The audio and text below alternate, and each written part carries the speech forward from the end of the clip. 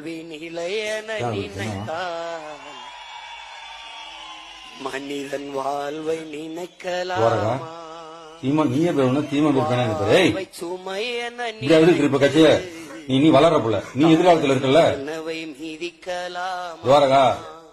இவர் சாமி நீ சத்தியமா இம்பரு இதுக்கெல்லாம் சோறு அடையக்கூடாது அதான் இம்பரு சீமான் பெரியப்பா எல்லாரும் மனம் தெரியுமா வந்துருவாங்க அழக்கூடாது துவாரகா இது போய் வந்துட்டு இருக்க வருத்தப்படக்கூடாது நம்ம ஜெயிப்போம் எனக்கு அடுத்து நீ இருக்கிறப்பா நான் எவ்வளவு தைரியமா இருக்கேன் நான் அப்பா செத்து போனாலும் என் மகன் துவாரகா இருக்குது போராடுன்னு நான் எவ்வளவு தெம்பா இருக்கிறேன் எனக்கு அடுத்தது நீ இருக்கிற இன்னும் 10 வருஷம் ஆகட்டும் 20 வருஷம் ஆகட்டும் நீ வா எம்எல்ஏவுக்கு எம்பிக்கு வா உனக்கு என்ன 17-18 வயசு பொண்ணு தானே நீ இன்னும் போய் வா 30-40 வயசுக்கு வா துவாரகா பேசுனா பெரியப்பா எவ்வளவு வழியில இருப்பாரு சீமான் பெரியப்பா யாருக்குதான் கஷ்டம் இல்ல மக்களுக்கு அறிவு மக்கள் இன்னும் மக்களுக்கு நம்ம சரியா போலுங்க சரியா சரியாயிரும்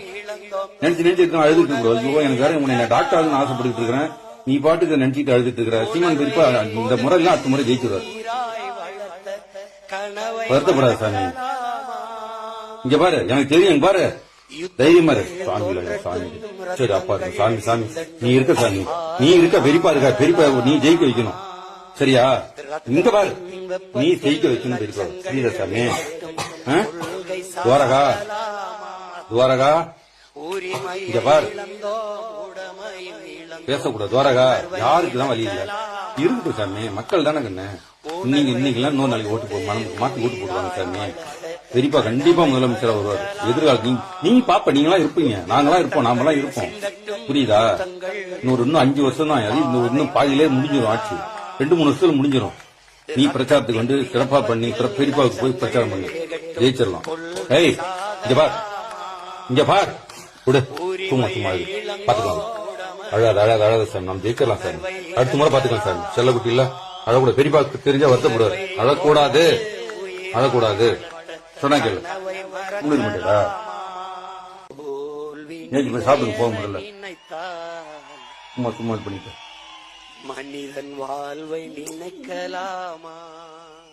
செல்போன் போட்டு வாழ்வை சுமை என நினைத்து